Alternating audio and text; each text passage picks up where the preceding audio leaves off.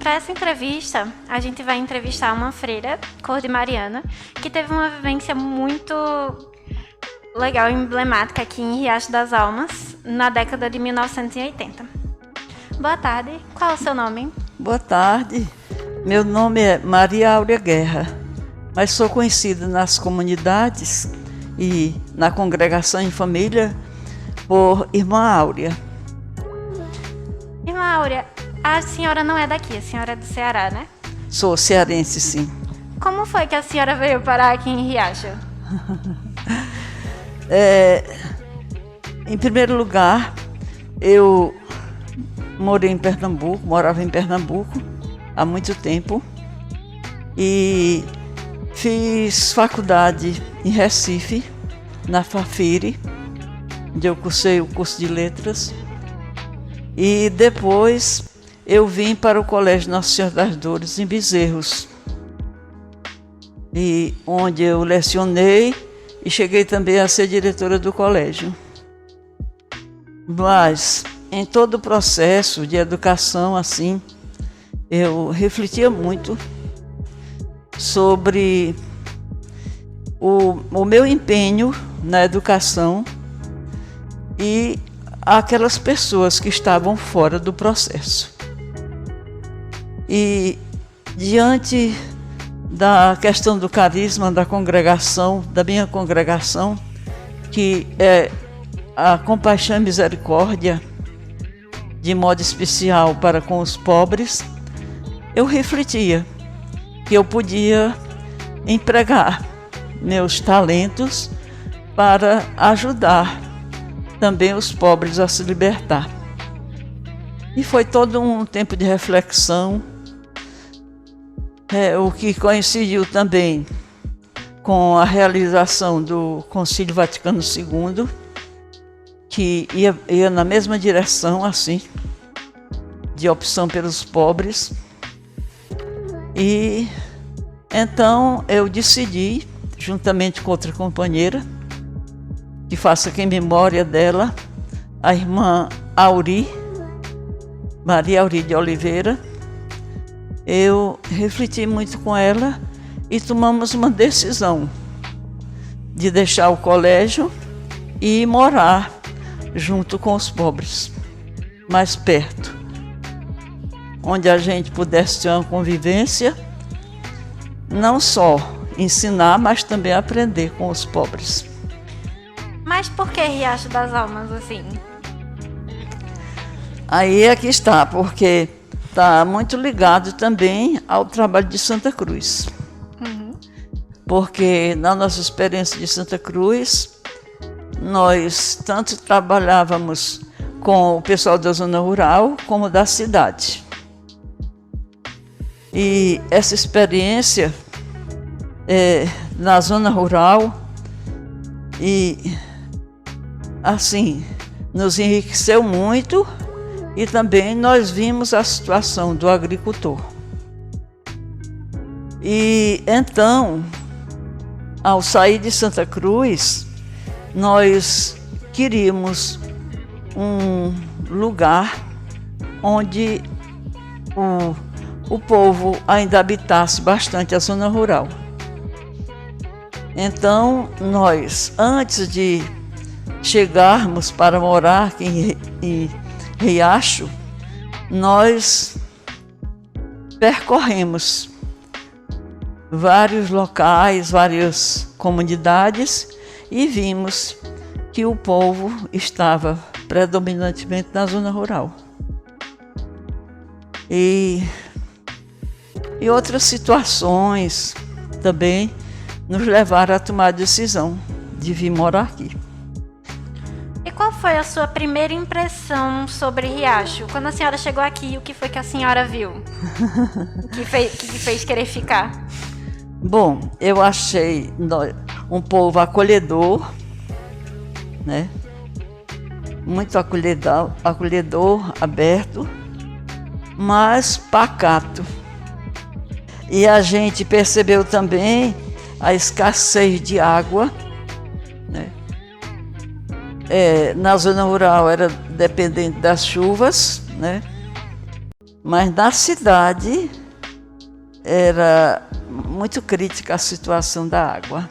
Bom, Qual foi a primeira coisa que vocês fizeram? Tipo, o que é que a gente vai fazer primeiro, quando chegou aqui? nós passamos uns 6 meses sem ter nenhuma ação propriamente dita.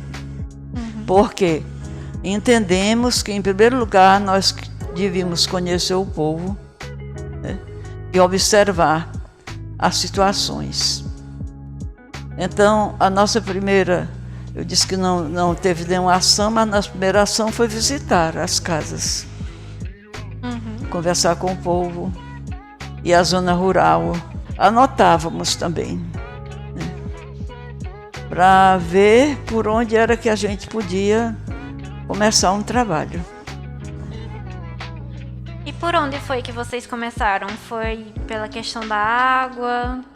Olhe, as coisas são muito interligadas. Nós chegamos justamente no ano de seca. Então, nós observamos a questão das frentes de emergência e todo o sofrimento do povo por água. E, por outro lado, a mortalidade infantil, por causa da qualidade de água. Em seguida vieram as chuvas e as águas, sobretudo da zona rural, eram muito contaminadas. Água de barreiro, que levava toda a sujeira para dentro dos barreiros. Conversando especialmente com as mães, como tratar a água, se não tiver saído do filtro, ferver a água para não levar doença para as crianças. Aí depois nós fizemos a campanha de filtros e também em seguida veio a questão das cisternas na zona rural. Neste tempo houve uma grande ajuda da CNBB, que é a Conferência Nacional dos Bispos do Brasil. Houve ajuda financeira para cuidar de barreiros e construir cisternas. A primeira cisterna construída foi na Vila do Trapiá, por trás da igreja, aproveitando todo o telhado para que captasse a água para as cisternas. E daí vieram outras e outras, né? E o tipo dessa cisterna que foi de alvenaria, né, de tijolos, mas depois nós descobrimos outro tipo de cisterna mais segura, que foi a cisterna feita com formas de ferro, onde usava brita e ferro, né? E, por sinal, a primeira deste modelo foi construída na nossa própria casa, no sítio Areias. Veio uma técnica canadense, a Betty, que nós não só construímos, mas ensinamos também para o povo. E várias pessoas, daí para frente, várias pessoas aprenderam e continuaram a construção. A senhora falou da CNBB, mas como é que era a atuação da igreja no município, na época que vocês chegaram? Aliás, quando nós chegamos, nós moramos atrás da igreja, numa casa pequenina que tinha lá. E começamos a ver que a assistência religiosa por parte da igreja estrutural era muito precária. Apenas o padre vinha visitar Riacho aos domingos, celebrava e administrava sacramentos e voltava. Então não havia um contato com o povo. Uma pergunta, só te interrompendo. O padre da época, ele era de onde? Ele morava em Caruaru. Padre Everardo. Ele vinha com o motorista, né? E depois da missa, às vezes tinha batizado, ele voltava. Então, se resumia nisso. Havia também um trabalho modesto de catequese. Nós só conhecemos a catequista Titi. Apesar disso, havia uma grande religiosidade popular. Sim. O povo que rezava os terços e... né? O pessoal de Riacho sempre foi bem religioso. Vocês tiveram algum apoio para os trabalhos? Tiveram da CNBB, mas da Diocese de Caruaru, do padre local? Não, da Diocese, nesse tempo, era Dom Augusto. Ele era uma pessoa bondosa, não incentivava, assim, não ia à frente, mas deixava que o trabalho acontecesse. Ele também não botava... dificuldade, não. Botava dificuldade? Não. Entendi. E ele era um sertanejo e que gostava muito dos pobres.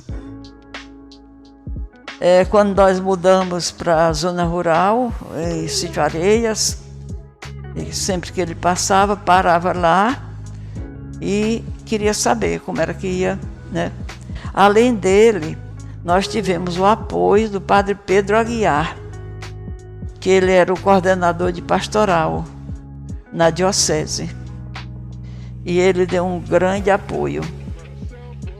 E em todas as nossas ações, assim, quando ele era solicitado, ele estava presente. Né? A de Pedro era da Diocese de Caruaru, né? Diocese de Caruaru.